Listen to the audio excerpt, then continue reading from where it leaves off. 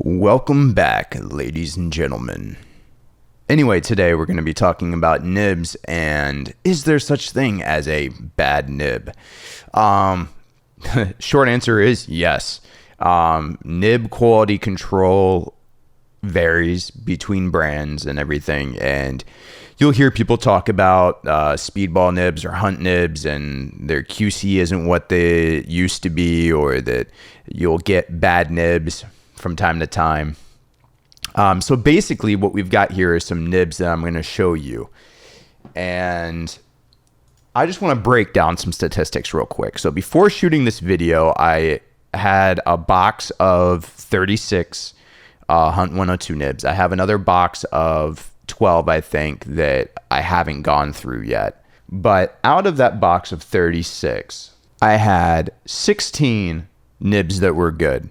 I had 9 that were, the tines were out of alignment, but it was easy. Like, it was very minimal. Like, you may not have really noticed it when using the nib, but easily fixable. 2 that were just barely out of alignment, very, very easily fixable. Probably wouldn't have noticed it. 3 that were extremely out of alignment, and 3 that were actually cut wrong. And those are actually the 3 that you see here. This is one that is extremely out of alignment, and this is a relatively good nib. And we're going to take a close-up look as well as we can through a loop here, and so you can see that yes, bad nibs exist, and what you can kind of do about it if you can do anything. The first thing I want to show you is the nib that you can't do anything about. That's these 3. These are the ones that are cut wrong. These are the ones that they're not going to create a great line and they're going to shred paper like crazy. And that's because if we take, let me grab a pen or a pencil here. I know I have one on my desk nearby. All right, so if you were to look at the nib up close, the nib kind of looks like this. It has a breather hole, and then it should have a cut right down the center. Now, what it means when it's cut wrong is that this line right here down the center isn't cut how it's supposed to be.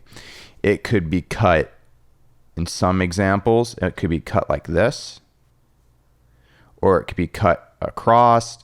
But this is what I see most common. It's either cut too far off to one side or the other. Now, what that leaves you with is one tine that's extremely thick and one tine that's extremely thin and extremely sharp. So this segment right there is going to tear through your paper, and they're not going to spread evenly either, because there's going to be more resistance on this side than this side. So this side's going to want to spread out more. It's going to be more fragile, and as it spreads out, it's going to, especially this inside edge, is going to really tear your paper. And the way that they do this is the nib starts off looking like this with a breather hole stamped in it. And then they run a blade, saw blade, bam, like that. And if they hit it right, you got a good nib. If it hits wrong, you have a bad nib. And when this is cutting, that blade can throw one of these tines out of alignment.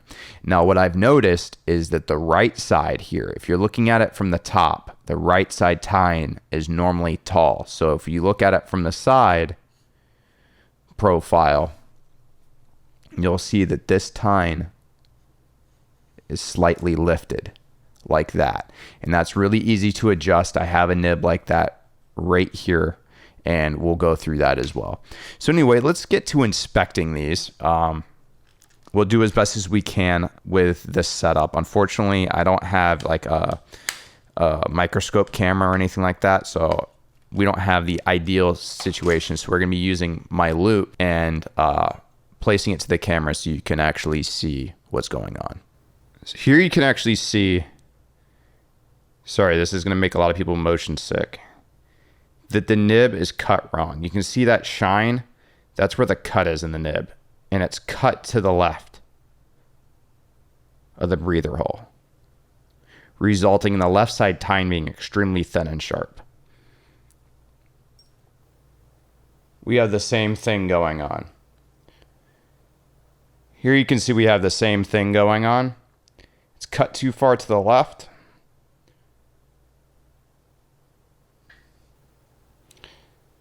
Now this one's going to be extremely hard to see.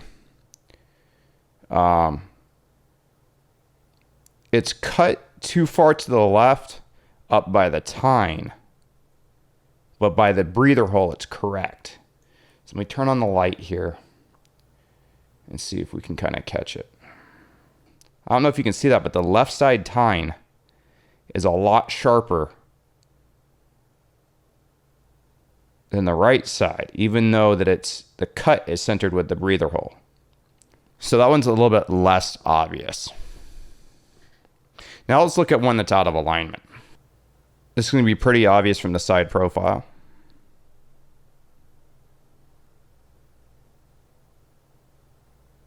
You can see that the tine is out of alignment. The right side tine is high.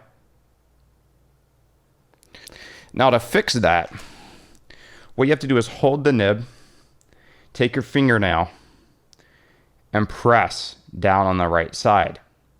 Just lightly, 3 to 5 times. And it's going to get stuck under the left side tine. And then you press down, and you'll hear it pop. And do that a couple times. So I'm going to take a quick look. It's still out of alignment. Very badly. So I'm going to really press down on it. And then I'm going to flip the nib over, put my finger towards the point, and press downwards on the back until you hear a click. Flip back over and kind of flex it that way. Take another look at it. All right, we're getting closer. So I'm going to keep working from the shoulder here, pressing down the right side tine, holding it there for a few seconds.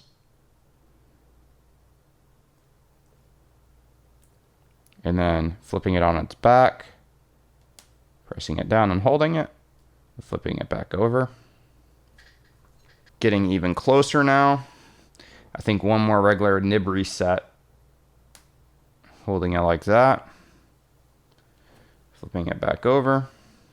Still a little high on the right, so this is one that was extremely out of alignment. It's hard, it shows better when you have the loop up to your eye than on camera. All right. All right, I'm just going to reset the nib. I think we're good. Still a little high at the tip.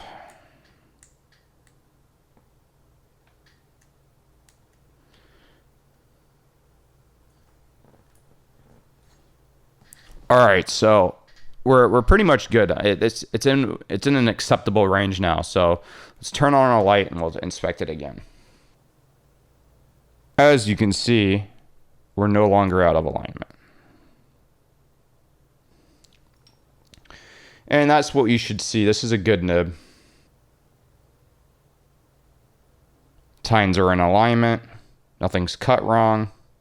So I've gone through my nibs. All the ones that were out of alignment I was able to fix, but I'm left with 3 out of 36 that were cut wrong.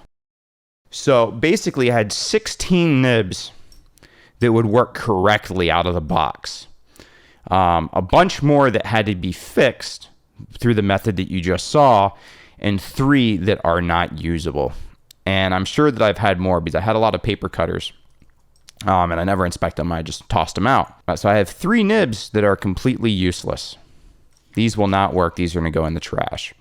So out of 36, I had 16 that were good, leaving me with 20.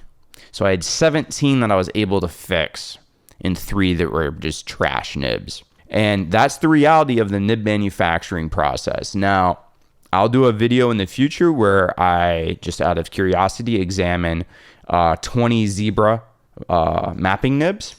I've already inspected this one, and this one is in good shape. But I'll go through all 20 and see if there's any flaws in the 20 versus the 36 that I just went through. And but anyways, I just thought that was an interesting thing to share with you guys. And I highly recommend investing in a loop. That way, if you do have these nibs, especially the Hunt 102s, that you can actually just give them a once over before using them to make sure that they're cut correctly and addressing any alignment issues if you need to.